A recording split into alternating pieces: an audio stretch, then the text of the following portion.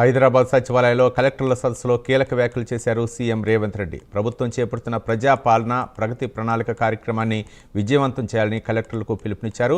ప్రభుత్వ ఆలోచనను అమలు చేస్తున్న విధానాలను క్షేత్రస్థాయిలోకి తీసుకువెళ్లాల్సిన బాధ్యత కలెక్టర్లపైనే ఉందన్నారు. ప్రభుత్వ పథకాలను సమర్థవంతంగా అమలు చేయడంతో పాటు ప్రభుత్వ వ్యవస్థలను తీర్చిదిద్దే ఆలోచనలు చేయాలని కోరారు. ప్రభుత్వం చేపడుతున్న 99 రోజుల యాక్షన్ ప్లాన్ను అత్యంత బాధ్యతతో ఫలితాలపై దృష్టి సారించి అమలు చేయాలని ఆదేశించారు. ఈ 3 నెలలు ప్రతి కలెక్టర్ పనితీరుకు కొలమానమని, వారి సర్వీస్ కెరియర్కు పునాదిగా నిలుస్తుందని చెప్పారు సీఎం రేవంత్ రెడ్డి.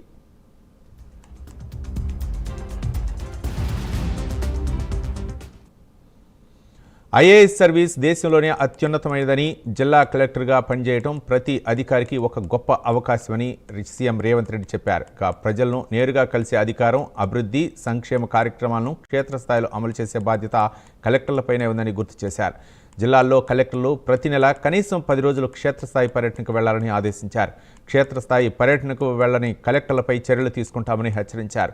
కలెక్టర్ల పనితీరును ఎప్పటికప్పుడు మదింపు చేసి తనకు నివేదిక అందించాలని సీఎస్ రామకృష్ణారావును ఆదేశించారు. నెలలో 5 రోజుల కంటే తక్కువగా పర్యటించిన కొందరు కలెక్టర్ల పనితీరుపై అసంతృప్తి వ్యక్తం చేశారు.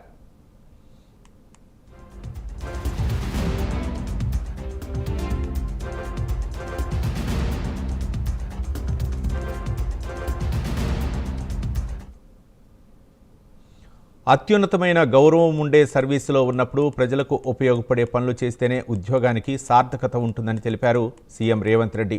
క్షేత్రస్థాయిలో సమర్థవంతంగా పనిచేస్తేనే మీరు కలెక్టర్లుగా కొనసాగుతారని చెప్పారు. కలెక్టర్లుగా క్షేత్రస్థాయిలో పర్యటించకపోతే ఇక ఎప్పటికీ మీకు ప్రజల సమస్యలు అర్థం కావని తెలిపారు. ప్రభుత్వానికి కళ్ళు చెవులు అధికారులే. కలెక్టర్లు ప్రభుత్వానికి ప్రజలకు వారధిగా పనిచేయాలని పిలుపునిచ్చారు రేవంత్ రెడ్డి. ఈ కార్యక్రమంలో మంత్రులు ఉత్తమ్ కుమార్ రెడ్డి, పొంగులేటి శ్రీనివాసరెడ్డి, దామోదర రాజనరసింహ, కోమటిరెడ్డి వెంకటరెడ్డి, పొన్నం ప్రభాకర్, దుద్దెల శ్రీధర్బాబు, వాకిటి శ్రీహరి, జూపల్లి కృష్ణారావు, కొండా సురేఖ, సీతక్క సహా అధికారులు హాజరయ్యారు.